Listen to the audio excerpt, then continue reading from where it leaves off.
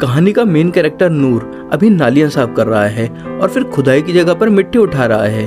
Basically नूर ऐसे छोटे मोटे काम करता है और नूर ये काम क्यों करता है वो आपको आगे पता चलेगा। और जब शाम में काम खत्म होता है तभी सामने गुफा में से नूर को आवाज सुनाई देती है, कोई प्लीज मेरी मदद करो। ये सुनते ही नूर गुफा की तरफ दौड़ता है और गुफा में पहुंचकर देखता है एक काफी बड़ा काऊ मॉन्स्टर। फिर 15 साल पहले हमें नूर का बचपन दिखाया जाता है। नूर घर का काम कर रहा है और अपनी बीमार माँ का ख्याल भी रख रहा है।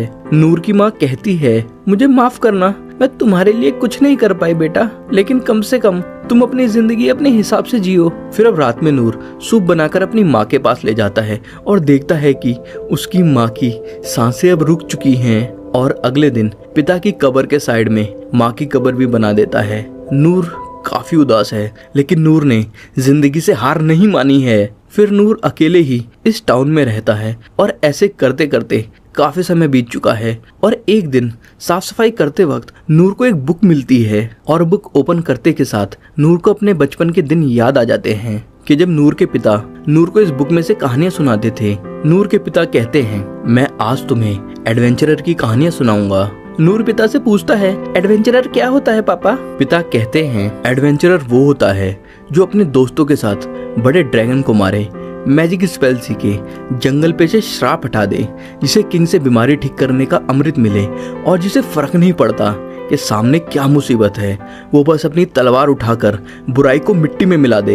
ये सुनकर नूर एडवेंचरर के बारे में जानने के लिए काफी एक्साइटेड हो जाता है। और अब नूर अपनी माँ की बात याद करता है, लेकिन कम से कम तुम अपनी जिंदगी अपने हिसाब से जियो। फिर अगले दिन नूर अपनी माता पिता की कब्र पर जाके कहता है, मम्मी पापा मैं इस टाउन से पहली बार बाहर निकल रहा हूँ क्योंकि मैं एक एडवेंचरर बनूंगा। और नूर फिर निकलता है और टाउन के बॉर्डर पर नीले कवच जैसी वॉल को पार करके चला जाता है। फिर रात में डरावनी आवाजों की वजह से नूर को डर लगता है और अगले दिन नूर शहर में पहुंच जाता है। और शहर की चहल पहल देखकर नूर थोड़ा सरप्राइज हो जाता है और नूर सभी चीजों को काफी क्यूरियोसिटी के साथ देखता है। फिर एक तलवारबाज को देखकर नूर की आंखों में एक अलग ही चमक आ जाती है और अब नूर एक एडवेंचरर गिल्ड तक पहुंच चुका है। फिर गिल्ड का रिसेप्शनिस्ट नूर से कहता है, ये जगह बच्चों के लिए नहीं है, यहाँ से चले जाओ और अपने पेरेंट्स को टेंशन मत दो। नूर कहता है, मेरे पेरेंट्स मर चुके हैं। ये सुनकर रिसेप्शनिस्ट को नूर पर तरस आ जाता है और कहता है, तुम्हें रॉयल कैपिटल के गिल्ड के एडवेंचरर बनने के लिए रॉयल ट्रेनिंग स्कूल में ट्रेनिंग करनी होगी, क्योंकि एडवेंचरर बनने के लिए तुम्हें कम से कम एक स्किल अच्छे से सीखनी होगी, जैसे तलवारबाजी और मैजिक जैसी चीजें। नूर बहुत खुश होकर बोलता है, मैं अभी निकलता हूँ। और नूर सबसे पहले तलवारबाजी सीखने पहुँचता है। और अब तलवारबाजी सीखते हुए नूर को कुछ महीने हो चुके हैं, लेकिन नूर सिर्फ पैरी करना सीखा है। पैरी करने का मतलब होता है अटैक को ब्लॉक करना। और नूर को देखकर मास्टर नूर से कहता है, इतना काफी है नूर, अब और तलवारबाजी सीखना तुम्हारे लिए टाइम वेस्ट है और ट्रेनिंग करके सिर्फ तुमने पैरी करके अटैक को ब्लॉक करना सीखा है। शायद दूसरा रास्ता चुनना तुम्हारे लिए बेहतर रहेगा। ये सुनकर नूर थोड़ा अपसेट हो जाता है, लेकिन नूर वॉरियर बनने जाता है। लेकिन यहाँ भी नूर कुछ खास नहीं सीखता और कुछ महीने बाद वॉरियर मास्टर नूर को जाने के लिए कह देता है। और फिर आर्चर, थीफ, मैजिशियन और क्लेरिक के पास भी नूर कुछ खास नहीं सीखता, लेकिन हर जगह से एक आधा लो लेवल का मूव सीख लेता है और थोड़े ही टाइम में निकाल दिया जाता है। फिर अब ये बात सुनकर रिसेप्शनिस्ट भी सरप्राइज हो जाता है कि हर ट्रेनिंग स्कूल में कुछ महीने ट्रेनिंग करने के बाद भी नूर कोई भी स्किल पूरी तरीके से नहीं सीख पाया है, जिस वजह से नूर को वो एक एडवेंचरर के तौर पर रजिस्टर नहीं करता। और अब नूर काफी उदास होकर वापस अपने घर आ चुका है और सोचता है, मेरे अंदर कोई टैलेंट नहीं है। और कहता है, मैंने जो कुछ भी सीखा है मुझे उसी को लेकर बहुत बहुत बहुत ज्यादा हार्ड ट्रेनिंग की जरूरत है। और याद करता है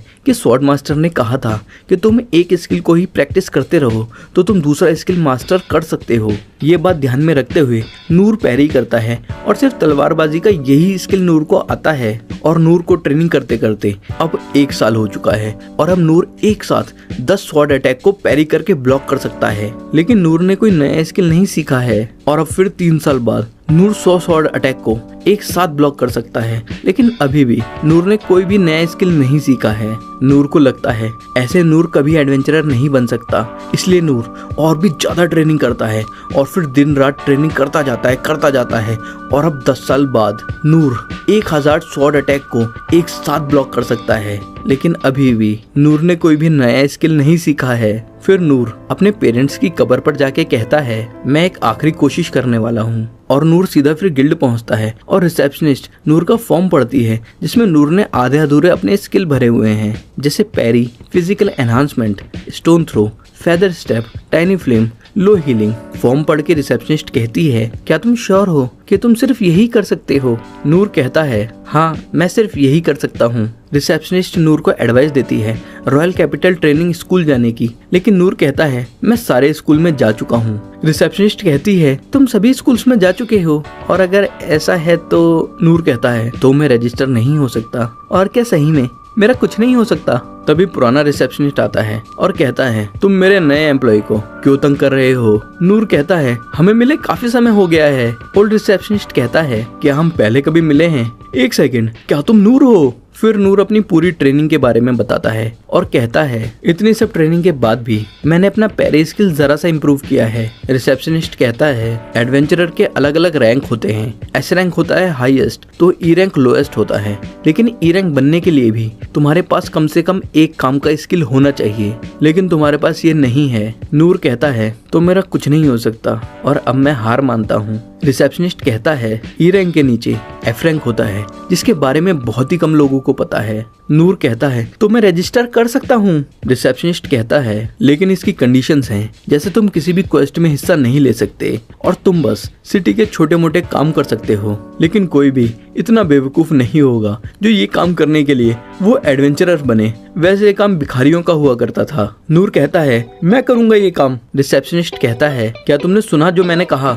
नूर कहता है मुझे फर्क नहीं पड़ता, मुझे रजिस्टर करो इसके लिए। फिर रिसेप्शनिस्ट एफ रैंक एडवेंचरर का लाइसेंस दे देता है नूर को, और नूर अब एडवेंचरर बन के काफी खुश है। और अब नूर फिजिकल एनहांसमेंट से वजन उठाना, फेदर स्टेप से बिल्ली पकड़ने जैसे छोटे मोटे काम करने लगता है, लेकिन हर शाम शॉर्ट प्रैक्टिस जरूर करता है। नूर सोचता है मेरा एडवेंचरर बनना और लोगों की मदद करने का सपना पूरा हो चुका है। और अब प्रेजेंट में नूर को गुफा में एक बहुत बड़ा काऊ मॉन्स्टर दिखता है, और उस काऊ मॉन्स्टर से कुछ सोल्जर्स एक लड़की को प्रोटेक्ट कर रहे हैं। काऊ मॉन्स्टर एक ही अटैक से सोल्जर के 2 टुकड़े करके उसे दूर फेंक देता है और लगातार सोल्जर्स को मारता जाता है, और अब सिर्फ वो लड़की बची है। फिर जब मॉन्स्टर लड़की को मारने ही वाला होता है, नूर स्टोन थ्रो स्किल का इस्तेमाल करके एक पत्थर मॉन्स्टर की आंख में मारता है, जिससे मॉन्स्टर को गुस्सा आ जाता है और मॉन्स्टर नूर के पीछे भागता है। और जैसे ही मॉन्स्टर नूर तक पहुंचता है, नूर पैरी का इस्तेमाल करके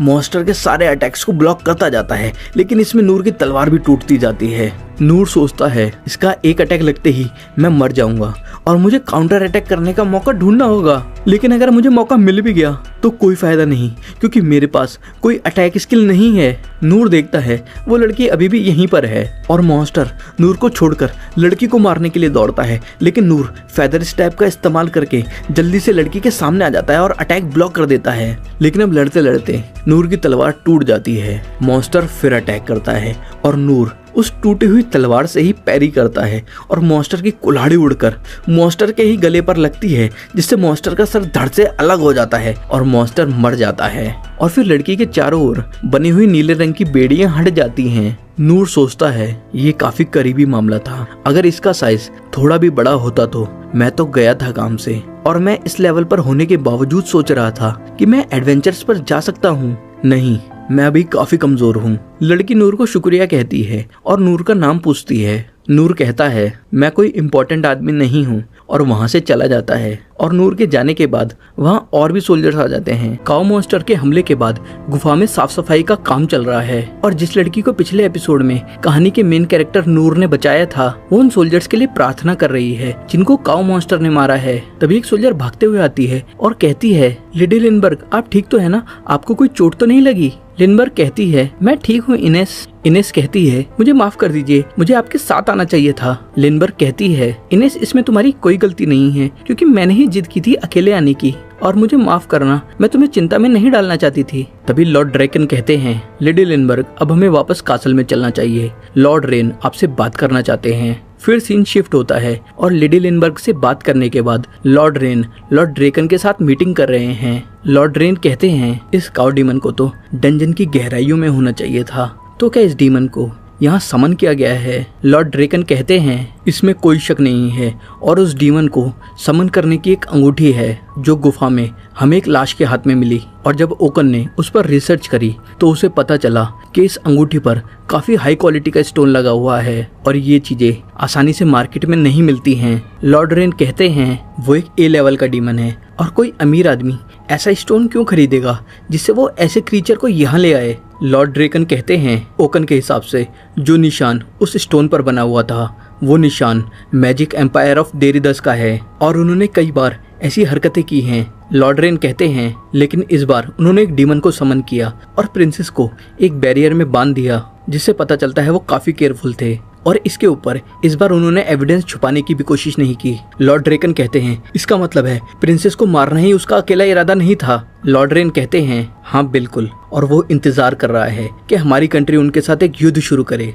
और इससे पता चलता है उसे वो सब चाहिए जो हमारा है, क्योंकि हमारे किंगडम में कुछ ऐसे डंजन्स हैं जिनके अंदर स्पेशल आइटम्स हैं। और वो आदमी कौन था जिसने डीमन को कुछ ही सेकंड्स में मार दिया और उसके बाद सोल्जर्स ने उसे ढूंढना चाहा लेकिन वो नहीं मिला। लॉर्ड ड्रेकन कहते हैं रिपोर्ट्स के हिसाब से वो सोल्जर्स की आंखों के सामने से ऐसे गायब हो गया जैसे कि कोई इल्यूजन हो। लॉर्ड रेन कहते हैं यकीन करना मुश्किल है। फिर सीन शिफ्ट होता है और नूर के एडवेंचरर गिल्ड में पहुंचते के साथ रिसेप्शनिस्ट कहता है नूर तुम जिंदा बच गए। नूर कहता है आखिर क्या बात हो गई। रिसेप्शनिस्ट कहता है नूर ऐसे मत कहो जैसे तुम्हें कुछ पता ही नहीं है। कल शाम डंजन के पास एक डीमन आ गया था और वो ऐसा डीमन था जैसे यहाँ कभी पहले किसी ने देखा ही ना हो और वो जगह कंस्ट्रक्शन साइट के पास में थी और कल शाम के बाद किसी ने तुम्हें नहीं देखा था, इसलिए मुझे ऐसा लगा और मुझे काफी चिंता हो गई थी तुम्हारी। नूर कहता है मुझे माफ करना और कल शाम को कुछ लोग मेरा पीछा कर रहे थे और मैं काफी थका हुआ भी था, इसलिए मैं सीधा घर चला गया।